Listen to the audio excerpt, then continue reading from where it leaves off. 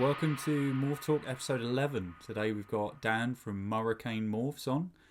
Dan's a great guy, he's got a couple of seasons behind him, really loves Clown Gene. So if you're into the Clown Gene, this is a great one for you. Thanks for listening, and we'll kick it off with how Dan got into the hobby. I started keeping panther chameleons in 2012, and I was breeding those. And then I was going over to Ham from 2016. But before that, I imported from America. I imported from Camouflage Creations, with one of the biggest breeders of panther chameleons in the world. And then I was going over to Ham because all of my stock came from Germany or just the continent. But I bought some animals over from America. But in 2016, I went with my mate Ross, who was big into the chameleons with me, and he brought his mate along, which is Adam from Kerno Balls. Okay. He just went there and he just wanted to get a pet, so he got a raw python. And I've always looked at them as keep them in a drawer. There's nothing much to them. Yeah. And we're back at the hotel room, and he got it out, and I was looking at it, I was like, this is actually really cool. So I went home and I done what I love to do, and that was YouTube.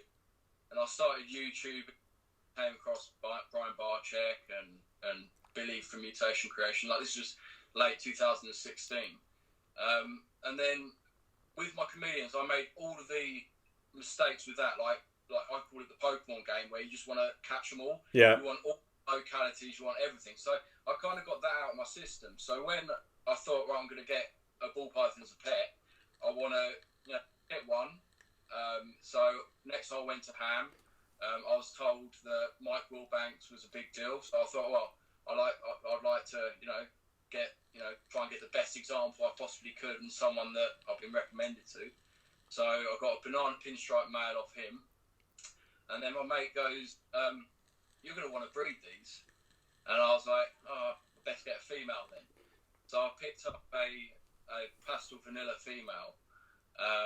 And then I got home and I was doing loads more, watching YouTube. And I heard about Snakes and the Fat Man, so I was binging all those from 2017. Then I heard about Bullshit, and I was binging all those. Yeah. And I felt like I learned a lot from it, in the way that, recessives were the way forward. Don't just buy loads of males. So I done everything textbook from what I was hearing on podcast. I made all the mistakes in the community class. So I literally said, right, I really like clown, and I saw a banana clown. I was like, I want to make a banana clown. Obviously, I think these were £600-700 in 2017, and yeah, I don't really pay in that, but I could get the ingredients and then eventually make it. So at this point, I knew that I wanted to get recessives. I knew that I needed to, just focus on females for now, which is all I did. And then I'd save up money through the year, and then I'd go to Ham for a weekend and just see what I could get. And in the beginning, I was never bothered about getting the visual clown, because for me, a het, it's what it is, isn't it? Ingredients to actually make the visual. If you're in it for the long haul, you're not looking through your racks on day one and thinking, look what I've got. You want to build up to that. So, yeah, I think hets are massively sort of undervalued, because realistically, unless you've got masses of money to spend, you can't get a powerful enough visual. No. But you can get a really powerful het. Oh yeah, and it's obviously Brexit has screwed it up for us. Yeah. In a sense. There was two reasons that I voted to remain, and that was, my wife is South African Portuguese, so she's in on the EU passport. Now they're not going to kick her out. Yeah. But it was an amazing thing for her to get over to the UK, and that's how I met her, because she had an EU passport. Yeah. And then second, my passion, my hobby, relies on free movement between, continent Europe and UK. So there's two reasons for it, but what I was finding with the Chameleons is everyone was. I know this is Morph talk, but I thought I'd talk about the Chameleons. Oh no, it's everything, mate. It's Yeah. But with the Chameleons, it's very different to the snakes because it's all about localities. Mm-hmm. So you can obviously mix localities. So, like, say you've got an ambilobi and an ambanja. You can mix them together. They're the same species. They're just from different parts of Madagascar, and they've got a different colour form. Yeah. But people in the chameleon world, they're quite snobby when it comes to mixing, and you make amazing males, but all females look the same. They're all very tan. Yeah. So you can't distinguish what locality the female is. So everyone wants to keep the locality pure. And I knew that if Brexit was going to go through, that there was only going to be a finite amount of time before the panther chameleon hobby, started going down the pan, where we didn't have the free movement of Europe. And when I was doing it from 2012 to 2018, me and everyone in the hobby was bringing all their breeders over from Europe because they're all first generation from wild caught and so on related. And my friend Ross is back in it now that I went over to Ham with in 2016. And he's showing me all of these examples, and they're just so mixed up now. And I had a feeling it was going to go that way. So when I got into the snakes and I got into it hard, I started slowly phasing out the chameleons, knowing that it was going to end at some point. Yeah. So I'd done it with my brother, and we were known as Madagascar. Obviously, I like using my surname in my name, so I've got Madagascar, Murray, and then Murricane, Murray. We sort of went our separate ways when I moved further away, and he got a new house because we were keeping them in. I rented out a house. And then when I moved out with my now wife, he took over that rent because all the chameleons were in the garage. So when he moved out, and with my job, I don't know where I am from day to day, I needed an animal that if I wasn't around for a couple of days, I could, it would be okay. And chameleons just aren't that. You need to, at the very least, you need to make sure the range system's working every day. That's when I got into the snakes, and I've kind of lost my train of thought where I was actually going with that. So I think with the chameleons, I jumped ship at the right time, and that's when I got into the ball pythons. And that's what I was going to say. And that was the weird thing with the localities of panthers, and then going into the ball pythons where the world is your oyster. As long as it's not a lethal pairing, a lethal combination, the world is your oyster. Yeah. But obviously, now they're saying it's not about world's first; it's about world's best. But it's pretty amazing that it's been pretty huge for the last 20 years, 22 years, hasn't it? Since 99, 2000. Yeah, I think it's one of those things that people kind of follow trends, and there was that trend of Codoms, and everyone was just trying to get as many Codoms into as possible, and you had these 6-7 Codom, that were really difficult to ID, and then people started to realise they don't look that great. Yeah. If you stack too many, you just wash it out basically, and you just end up with something that doesn't look that great. So kind of less is more, and then obviously recessives really started to, become the big thing. Available. Yeah, and for a better price. Yeah, well, that's the thing, isn't it? If you back in the day, if it was $2,000 for a normal pied, that was out of a lot of people's price range, so they would go the Codom route. And and it was the same with Clown and things like that. And then obviously as time moves on, the price starts to come down, and then obviously now we're getting into that double, triple, quad era. Which is amazing, yeah. And there's leopard geckos and corn snakes, they've had that for years. Yeah. You'll be hard to find a corn snake without a load of heads tacked onto it. Yeah. But what you're saying about Codoms is you can put as many Codoms together, but it's the same as mixing paints. If you mix 7 paints together, you're always going to end up with brown, aren't you? Yeah, basically, yeah. It's how it works. Yeah. So, like you say, less is more. Yeah, I suppose the difference is, I mean, I don't know whether we're going to end up. I mean, I think this is years and years off, but I don't know if we're going to end up with the same thing with the recessives. If you make a quad recessive, and then you try and make a pent recessive, then you try that. Do you know what I mean? You could end up getting to a point where you end up with a similar thing with the recessives, where if you add too many, it might not look as good as it did as a triple or a quad. Do you see what I'm saying? Yeah, but that's the thing. There's not many. How many recessives are there that are actually readily available? Taking away, the lines of Azanthic. So classically, Azanthic. Yeah. One inch. Readily available, probably. Yeah, or what people actually want. I don't know, probably 10.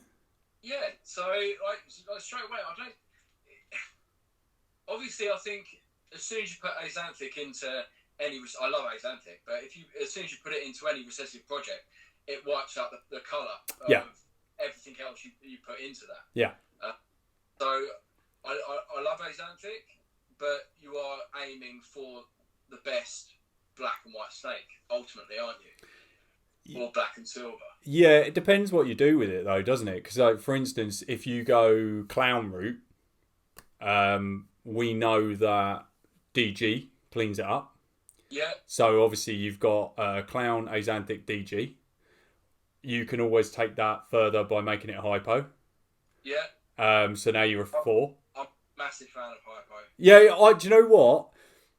I've got one het. But because he's het for something else, but he's double, he's double pos triple het, so he's got hypo in there. But I keep thinking about it now, and I keep looking at hypo recently, and I keep thinking I've really got to get into hypo because it's such an undervalued gene. Oh yeah. I do think, I'm not going to turn around and say all hypos are trash, but the way that I do see it is it's just a snake that looks constantly in shed to me.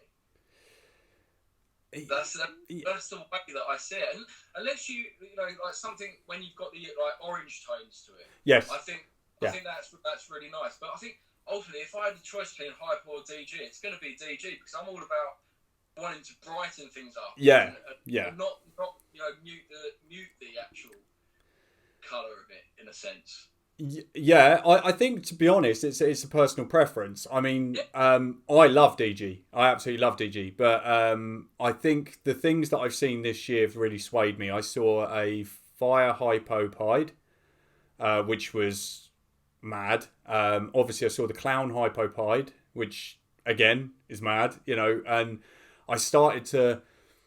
and obviously hypo works really well with Azanthic and things like that. So I don't know. I do see a resurgence of hypo. I think it's going to become popular again. If something catches my eye, it's not like I'm gonna go back on what I said today, and I may end up getting something. And I'm glad. I think all morphs deserve their spot. Yeah. And I Owen at Urban Empire, I always rick him about hypo, and it's all in jest, and I know that he's going to make absolutely amazing snakes with it, but it's just that one recessive that just doesn't do it for me. Yeah, like I said, it has to be, and it's the same as everything. Everything has to be the right combo. You can't just. It's not like you've got a big pot and you just chuck whatever ingredients in it because you're going to make basically something that's unedible. It needs to be the right ingredients, and if you got the right things, and I think hypo can be the perfect ingredient for the right, and for instance, I will still say the best adult snake that I've seen is that fire hypo DG that Justin has. I haven't seen another adult combo that looks as good as that does. Because let's face it, there's not many combos that age well. No, 100%. And when I saw that, I think it's a breeder female, and it's insane. It's absolutely insane. If you had that as an adult in your rack, you would never want to get rid of it. Well, that's the thing. You look on Instagram, and I'm not complaining, but you really only see, unless it's breeding season, you're seeing like hairy males around eggs. You always see hatchlings up to 400 or 500 grams. Yeah, because that's when they're best. And however much I love Clown, I always said that I was only going to focus on one recessive, because if you see behind me, I've got a tiny collection, and I've always wanted to keep it small. Purely the fact, the way that I look at it is every snake will cost you £1 a week to feed. You've got 10 snakes, £10 a week. It's not that bad for a hobby. Yeah. But it's so easy when you can house them like this. Like, I could easily put 40, 50 in here behind me. It'll be tight, but I could do it. But that's 50, 60 quid a week in your rat bill. What are you feeding rats? Yeah. Yeah, see, it costs me more. I feed ASFs. Yeah. One of my best mates in the hobby, Shannon over at ST Royals. Mm-hmm. He's strictly ASFs. Yeah. And I'm actually emigrating over to South Africa in January. Oh, okay. And what the plan was for last season and last season being my first season, and this season is making as much power as I can, and I'm taking 10 of the best animals over with me. Yeah. Starting it back over there, but he's having all my old breeders. Okay. He is purely ASF, and I'm like Boss Rat have always said he's their best customer. And it's not like he's nicking everyone else's ASFs. He needs those ASFs. Yeah. He's got big, and his freezer's worth a lot of money. Yeah. I was going to say, I mean, realistically, even when I do an order, it's my average order is probably 300 quid. Gee. And that doesn't last me that long. No. It's if you feed ASFs, it's expensive. It is expensive. Yeah. It's just, they love them.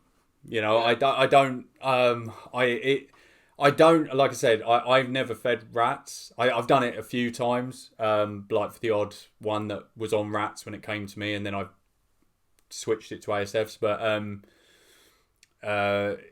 I think it's just because I don't have any problems with it. I don't have... Not broken. Exactly. I don't have that, that everyone says, like the 1,000-gram wall. Never had it. I like I said, I suppose because it works so well, I think I might do an experiment next season and see if I can get some females on rats and keep some on ASFs and see if there is any difference. But that would just be like an experiment, to be honest, just to see. Because I've spoken to quite a few people that feed rats, and they say they don't see a difference. But last season being my first season, I've grown all of my snakes up from hatchlings. Yeah. I haven't gone and bought adult females straight away. I've sat on it, and I would have had my first season in 2020. But when I moved all of my snakes over to my new shed, nothing wanted to go. So I had another year on top of that. But so all of my females were first time, and I had 10 eggs from my fire het clown female in the first season. Good. My straight clown female, I had 11 eggs and 1 slug. And this is from feeding rats. Rats, so, yeah. There's no reason for me to try something different. I've got my spot-nosed het clown female. When she laid, she was always a picky feeder, and she was about 1,400 grams last season, and she stopped feeding. And I heard on a podcast, chuck a male in, get one lock, and they start feeding again. And she did. Mm-hmm. She was like smashing small rats again, and then she gave me 3 or 4 eggs. She was tiny, but when she laid, she didn't want to go back onto rats. And then Shannon gave me an ASF, and she took it straight away. Yeah. And that's been on ever since. So I've got, I bought 30 ASFs. I'm going to have to, I'm buying another 10 off him in a couple of weeks because they're going to be going. But that's my only snake that's on ASFs. And I think that she looks lovely and lean, and I can see, like she's got really good tone, but she's not as my snakes aren't obese, and they're laying lovely clutches of eggs. So Yeah. I must something right with the rats, but her body tone is a lot more athletic. Yes. Let's say. Yeah. Than being on ASFs, and I think it's absolutely brilliant. But I think if people in America that it's illegal to actually have ASFs in their state, that if they're having rats and having success, I think there's no different. I think it's a brilliant food source. But for the extra price tag, I had so much success last season, I wouldn't change it up just yet. Now, in South Africa, ASFs are actually like pretty much the same price as small rats. So why wouldn't I go over to A? Yeah. So that's what I'll probably end up feeding out there. But over here, what rats are working for me. Exactly. Yeah, like you say, if it works, why change it? My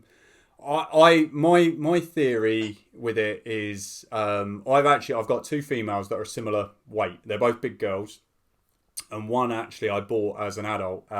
It's the only adult female I've ever bought. She was on rats when she came to me.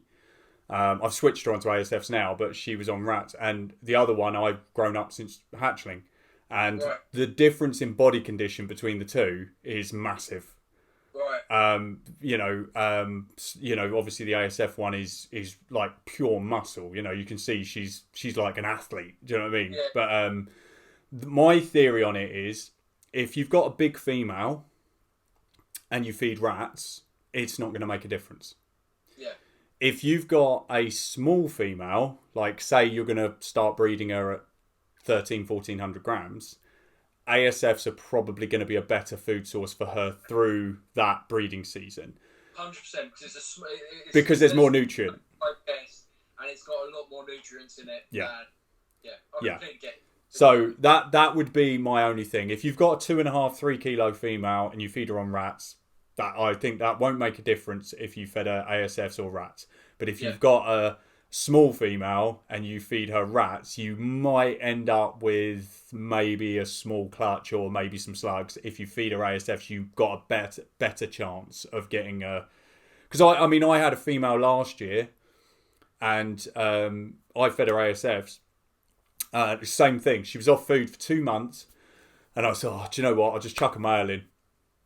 And I chucked a male in, and she started slamming food. But she only slammed food for 6 weeks and then went off. And so she wasn't that big. And so I thought she wasn't going to go. And I completely missed the ovulation. And I even thought she'd reabsorb. So I moved her to a different tub. I moved her to a new tub. As soon as I moved her in the new tub, she started nesting. She laid 5 healthy eggs and they all hatched. And I honestly put that down to the fact that she was on ASFs for those 6 weeks. Did she bounce back for the following season? She weighed over 1,500 grams by the time her eggs hatched. And I didn't power feed her. She just bounced back like really quick. So in 50, I can't remember what it was, 56 days or whatever from laying, she'd put on over 500 grams or something. It was ridiculous. It was like, and I do honestly. I say it's the ASFs. I wouldn't doubt it. Huh? I wouldn't doubt it. No, but that's what I'm saying. Do I think that would have been the same if I'd fed rats? No, I just don't. But like I say, someone might disagree, and that's why I thought next season I might do a bit of an experiment and see, try 5 on rats, 5 on ASFs, and see if there is anything different. Just because I'll have obviously the data on those females from the year before, so I'll see if it makes a difference. One thing you definitely will find out is your food bill will come down in price. Definitely, yeah. I mean, to be fair, yeah. When if I work out over a year what I spend on food, it's, I don't know, probably over $2,000. How much I spend. But to be honest, my whole thing is, obviously you said you lived in Kent. I don't know when where are you now? Farnborough, aren't you? Yeah, sorry.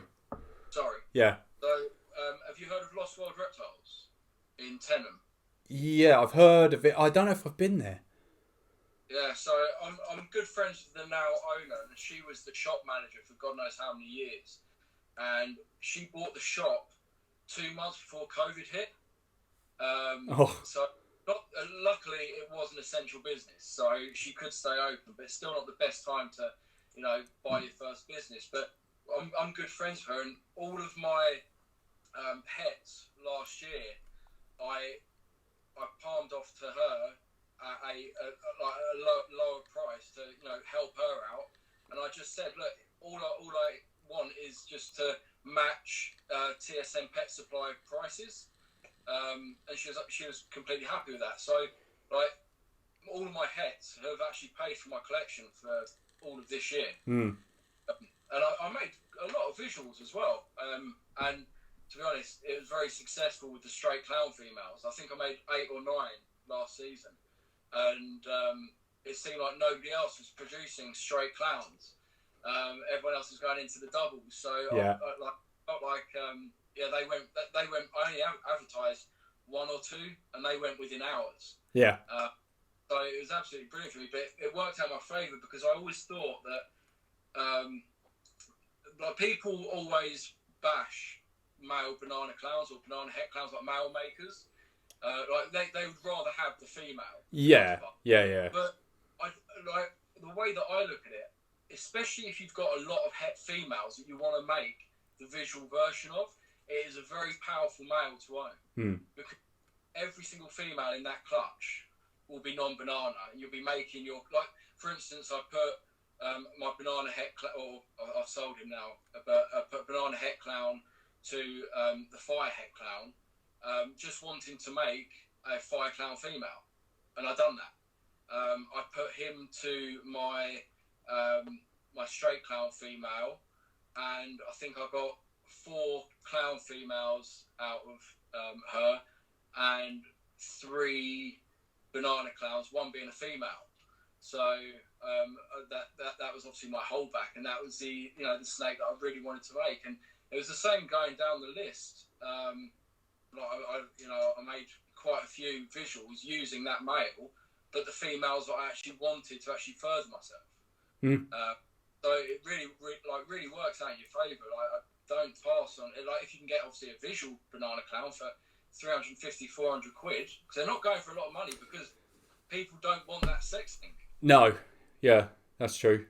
But it's a very powerful male to have especially if you're starting out. Yeah.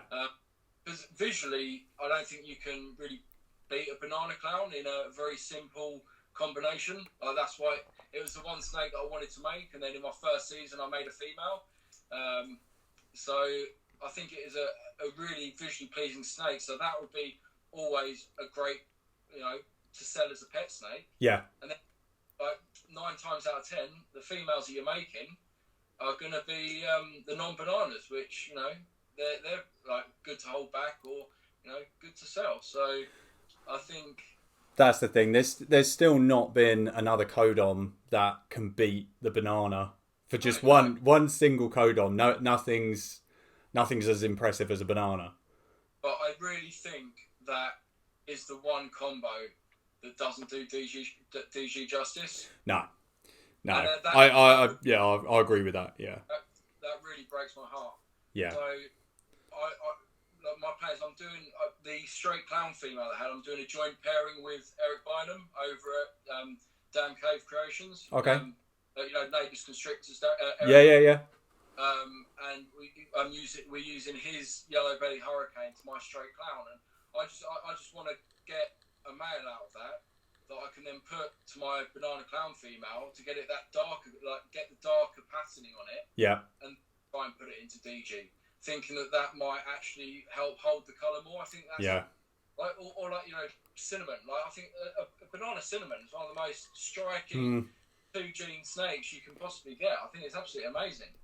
And you put that into DG, and I think that will really help it in its longevity. Yeah, it's probably the only combo where cinnamon's better than black pastel. Yeah. Yeah. Yeah, don't get me wrong, black pastel banana's nice, but it's not as nice as the banana cinny. It's, I think in any other combo I'd probably pick black pastel over it, but not in that combo.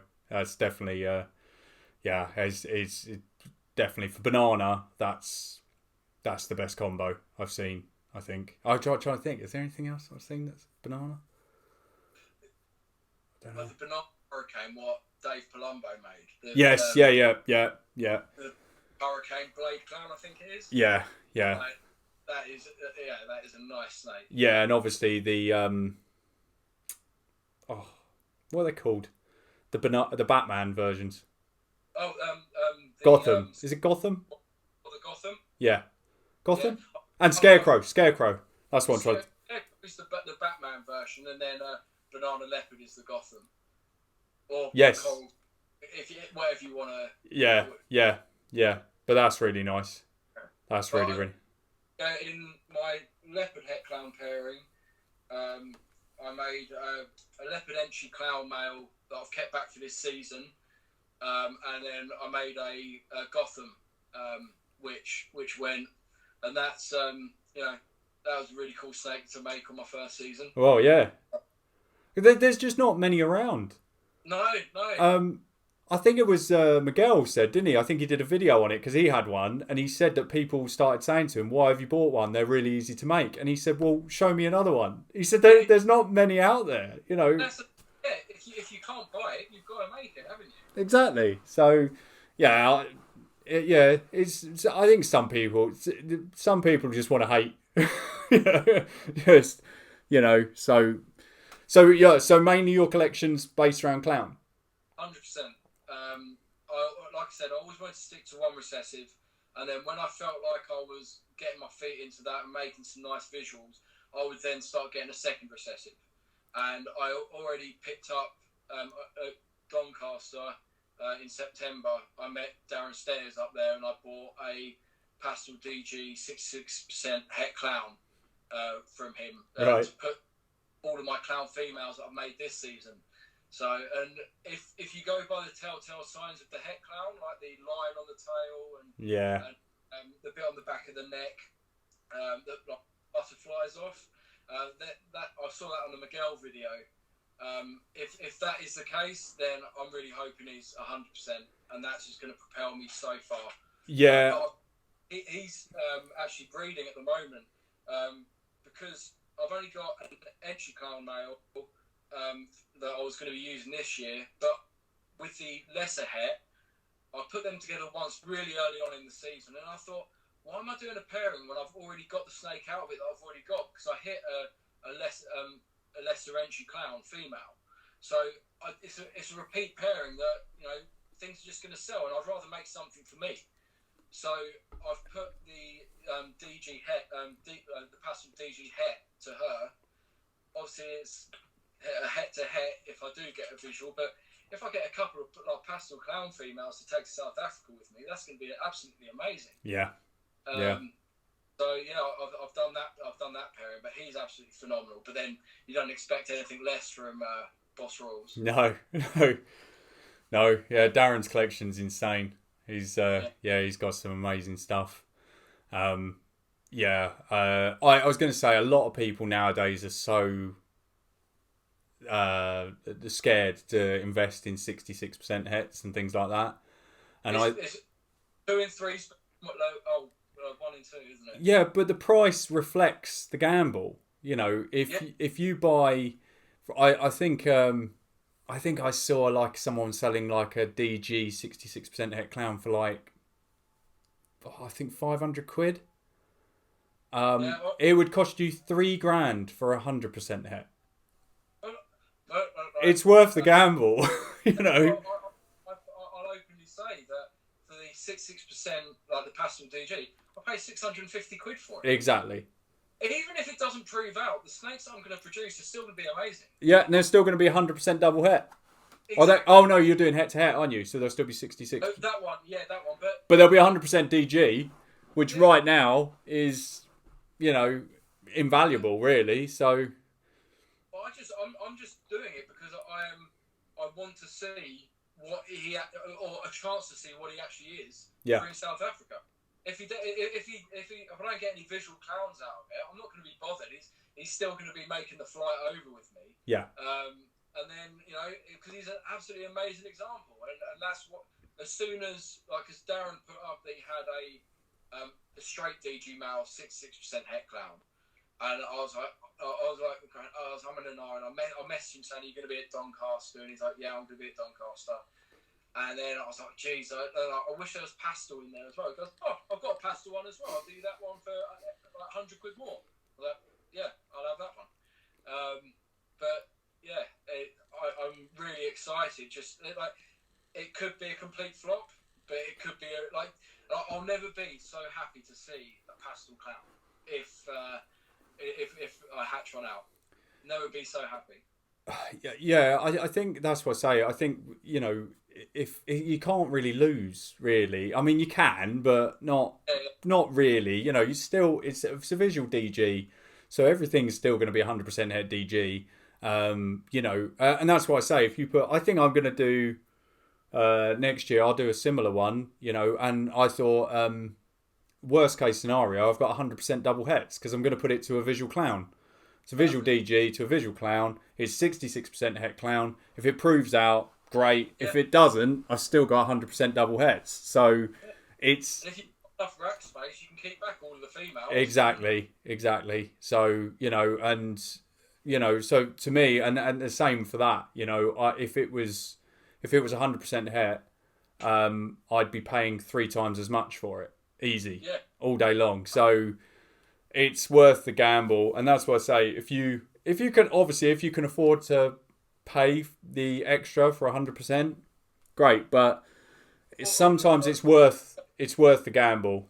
So I think some people get so worried about 66% and things like that, and I'm just like, look, if you don't have a lot of money to spend, that I would say to you, take the gamble, because if it pays off, you're laughing.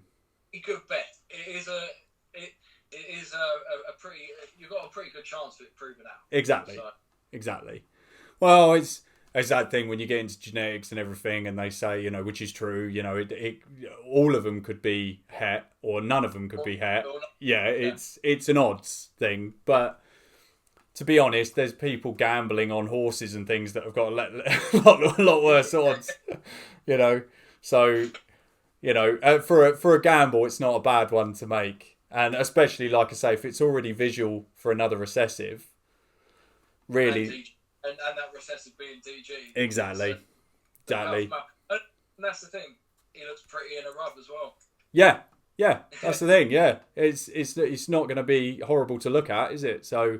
I think with the way that the market's going with the doubles and the triples and things like that, you're going to have to make some of these gambles if unless you've got huge sums of money to invest. And if it pays off, like I said, you're laughing. So it's worth the gamble all day long. So what racks you got? Have you got wild racks? No, I've got Rack Attack. Oh, God. Yeah. I thought they'd packed it in. Have they stopped now? No. So, I'm actually really good friends with Mike, the owner. Mm-hmm. Actually, it was quite funny. The November 2019, I was vending at Donny, selling the last of my chameleons.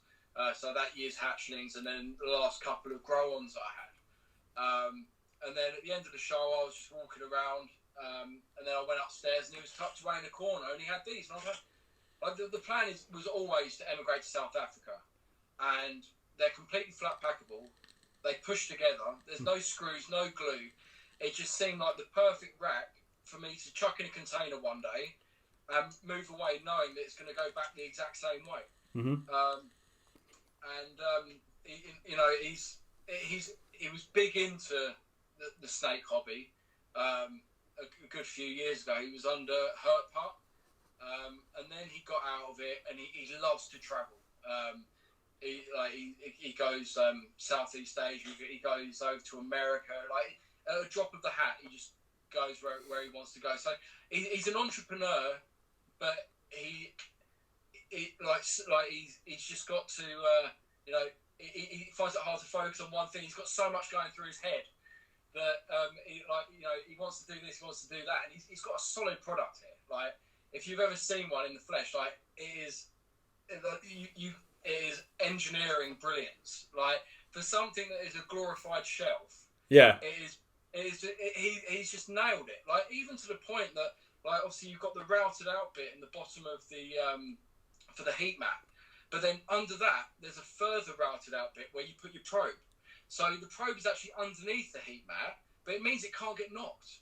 It's a very clever system, and you can buy one level or you can buy 20 level. Yeah. Like, and you do pay a premium for it. Like, I think it's £130 for the base level, where you get your actual level and you get a top, and then after that it's £99 a level. Okay. Where you only need one top, and that goes at the top of your rack. So each level acts as the top for the next one. Yeah. Top one is just like the finishing off bit with the logo on and things like that. But I can't go wrong with it. Like, you can go wrong with them, in my opinion. Like, he's getting back into it. He's currently doing the drawing for the. He's all right with me saying this, with the FB5 rack. Okay. Or the LP5 is what's more commonly used. Yeah. He's doing the LP40, LP70 as well. Oh, okay. He's going to come back full steam ahead.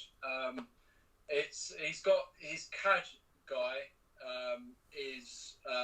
got his own business, so it's trying to fit in as well when this guy's available to draw up new programs and things like that. But it is happening, and we are pushing for it to come out. Well, the LP5 rack to come out before hatching season hits.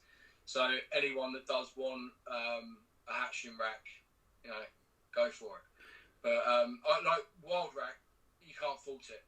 But for me, it was the same as it was different to the Herp X ones, because I wasn't happy with the white racks. Mm-hmm. I thought that if any rack was going to stain, it was going to be a white rack. Yeah. And if I was staying in the country, I would have probably looked at a melamine rack, but I couldn't lug one of those to the Southern Hemisphere. No. These are absolutely perfect. And not just that, although you may get a few scratches on the side, if you really want it to look all neat and tidy, just get a hairdryer to it, heat up the side, and then wipe it. Scratches come out. Oh, okay. And that's the thing. It's 19 mil PVC, which I think I don't know if it's either 13 or 15 that Herpex use, but that's obviously where the price goes. It's because it's a lot thicker PVC. Yeah. It's got more chance of standing the test of time. Yeah. Absolutely brilliant rack. Like, I cannot fault it. I've loved it from day dot. It looks nice in the room. It's expensive, but if you only have to buy something once, it doesn't really matter, really, does it? No. No. That was another thing I made mistakes with the Chameleons. There's a company called Muji that make the best screened enclosures in the whole of the Chameleon hobby.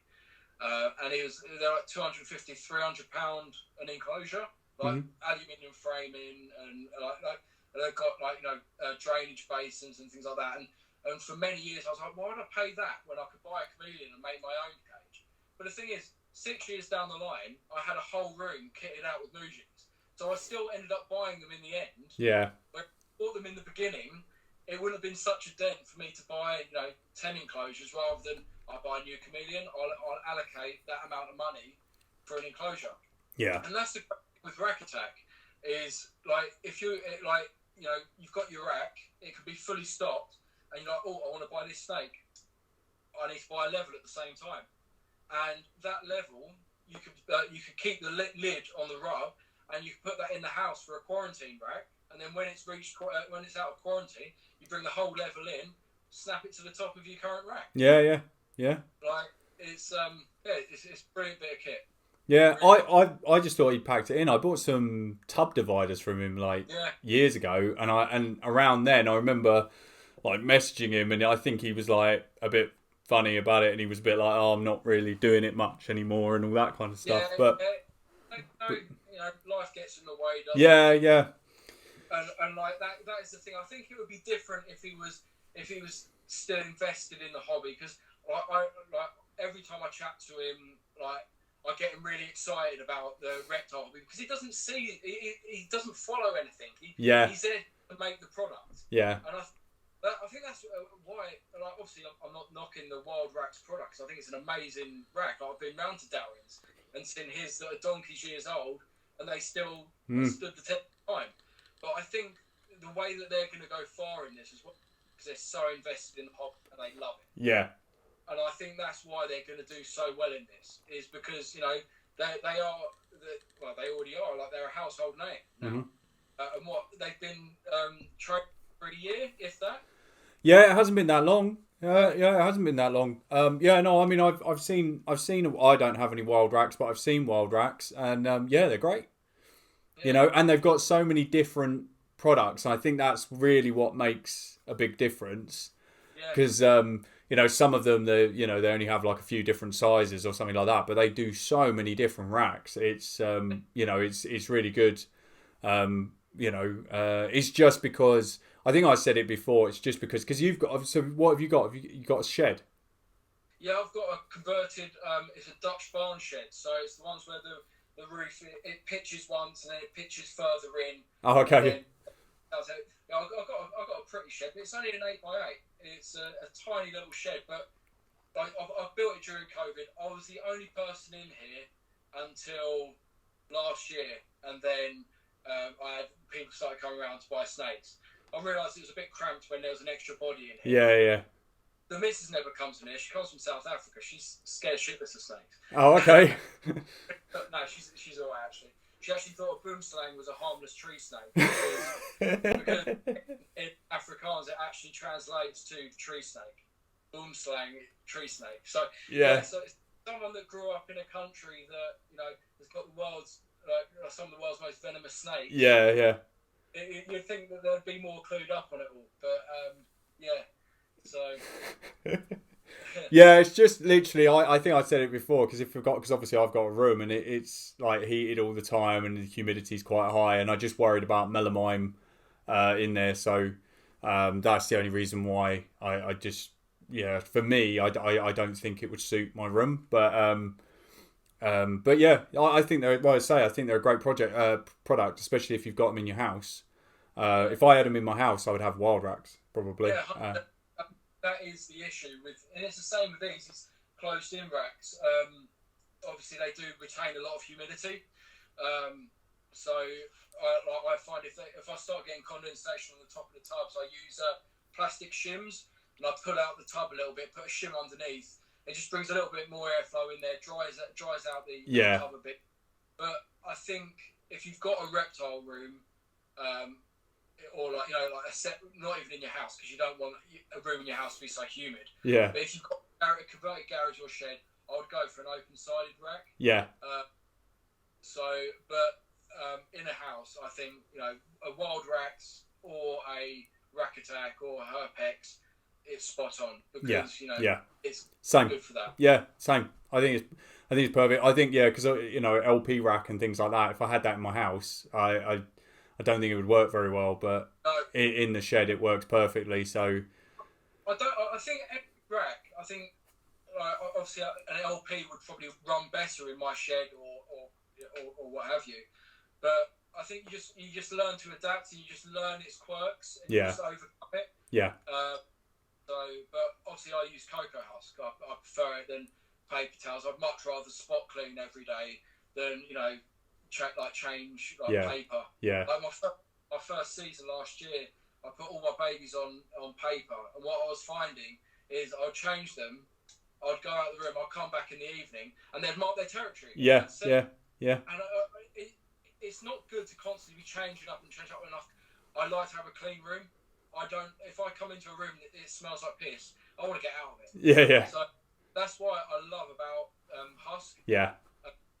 That's why I think you just got to learn how to make up your own husk to whatever rack you're using. If you're using an LP, you can have it, pretty much dripping wet. In a few days, it's going to Dry out, yeah. I think you've got to pretty much make it up dry if you've got one of the solid racks. Yeah. And it's all doable. It's just you've got to see what works for you and your rack. Yeah, that's true. Right, so are you breeding now? Yeah. I've got 2 pairings going currently today. I've got the Enchi Leopard Clown male that I produced last season going to the Spot Nose Het Clown female. I want to make an Enchi Batman to take with me. Yeah.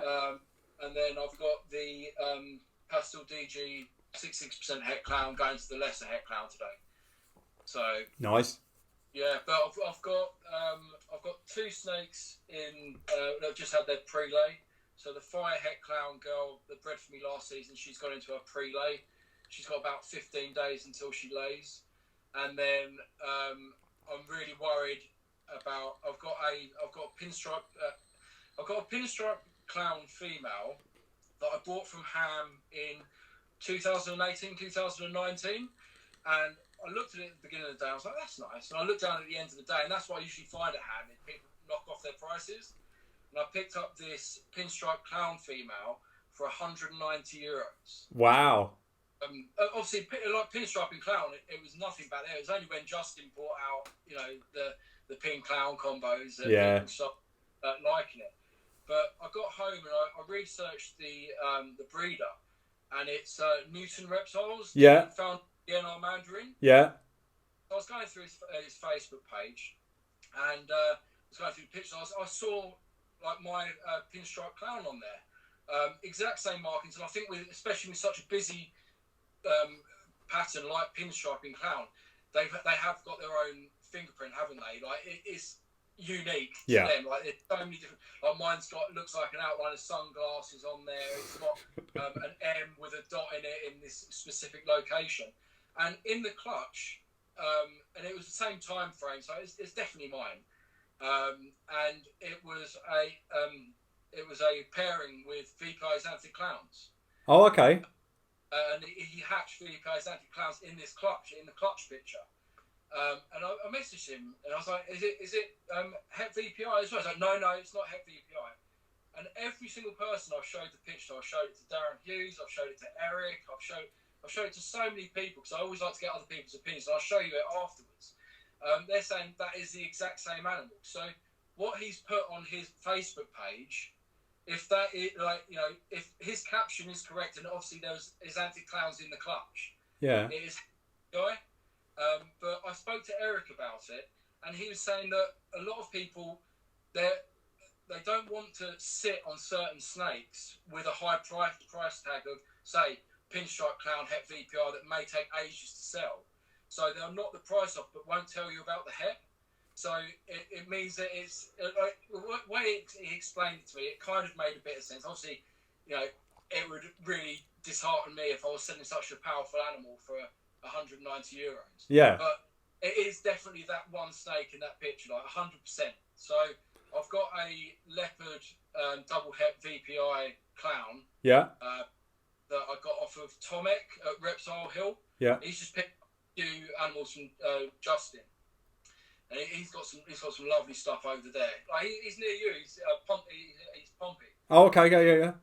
Yeah. So like he's got some amazing stuff. But I've done that pairing, and even if I get myself a lion clown out of it, like a leopard Pinstripe Clown, I'll be happy with that. Yeah. I'll be even more happy if I just see an Xanthic pop out. Yeah, I bet. Yeah. But I've had some even the lesser.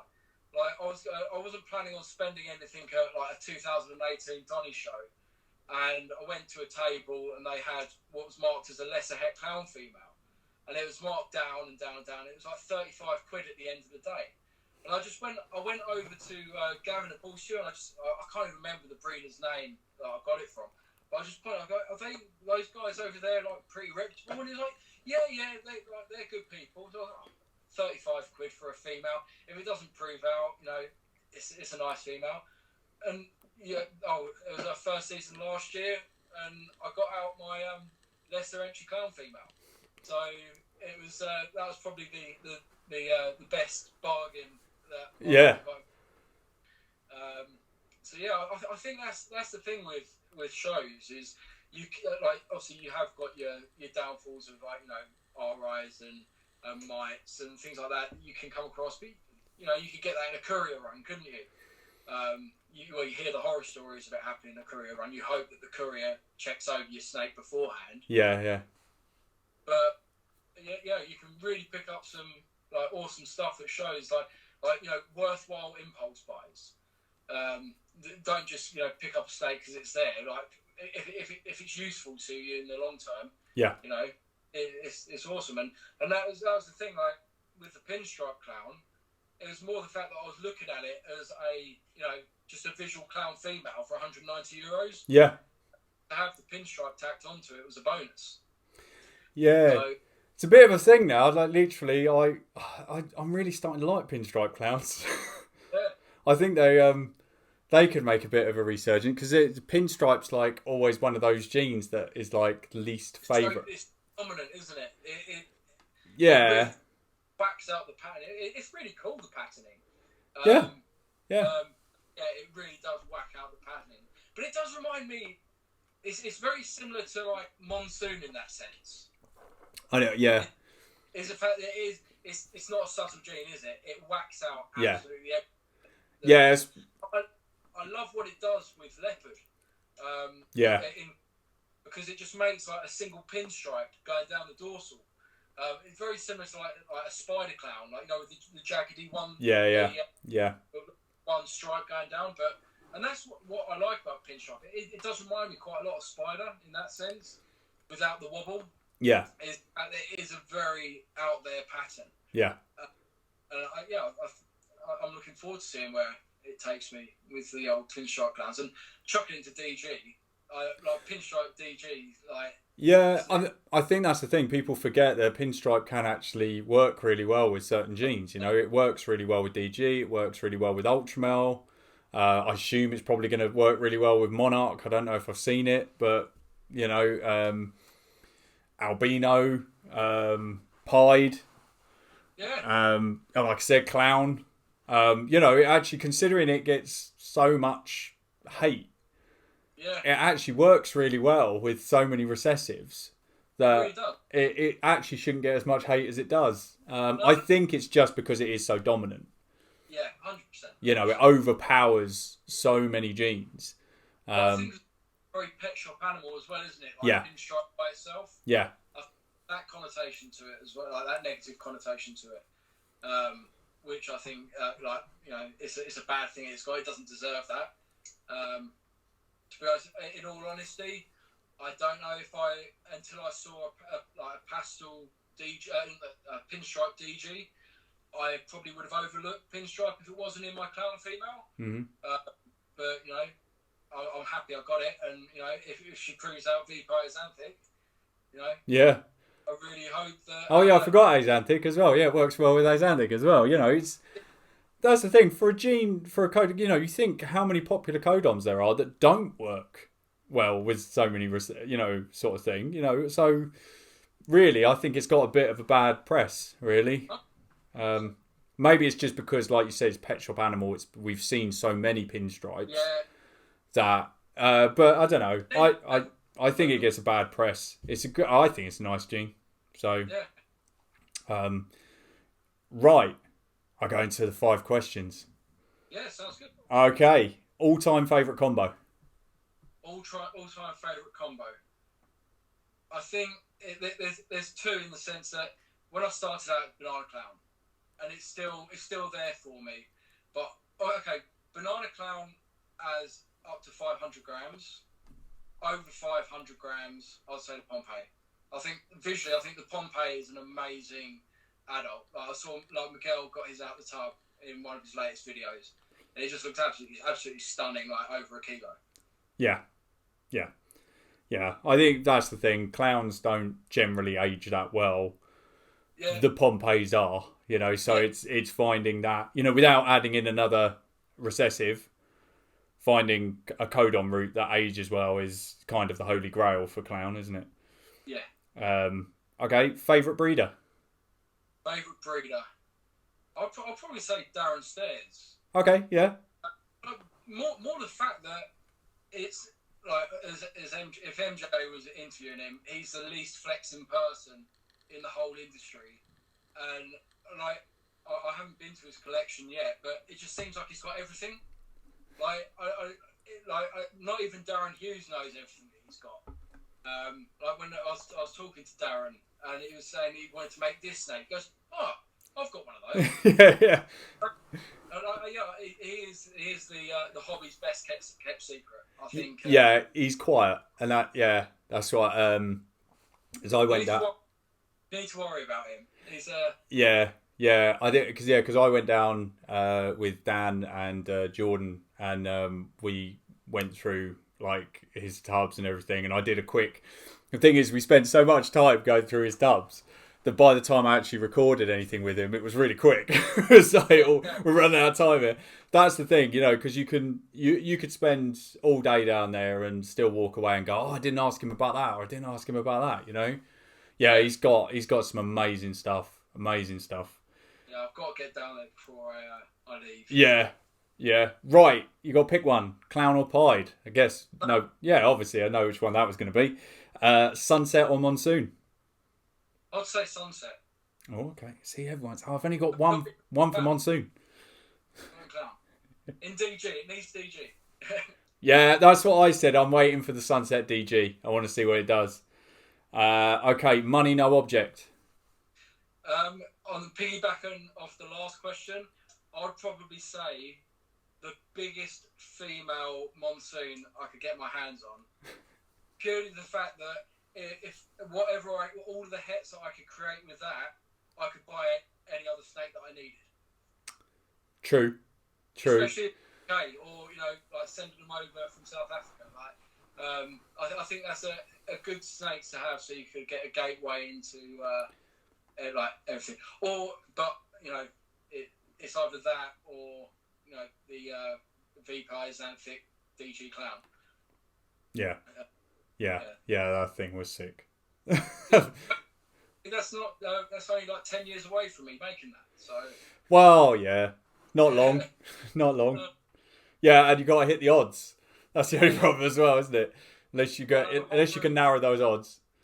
Yeah, that's the problem. That's the thing, isn't it? Even when you saw that with Justin, it wasn't triple het to triple het. It was clown to clown. Yeah. So it's that's the thing. You've got to kind of narrow those odds. So yeah, it's like when he did that. What was the most recent one? The DG Clown Pied that he showed, that he hatched, and then he said, "Oh, it's 100% het for hypo as well." Yeah. So he's already, he's already nearly there. Yeah. See, that's the amazing thing. Like saying that, I'll probably end up taking Monsoon back, purely the fact that you've got either, or like the Holy Grail, like the Pound Dreamsicle. Like the way that I look, when you've got multiple visual recessives in one snake, it's like, say if you've got a visual three visual recessive, that's 3 snakes in one, isn't it? Like you could if you had that in May, you could put that 3 different ways. That's it, yeah. And that's either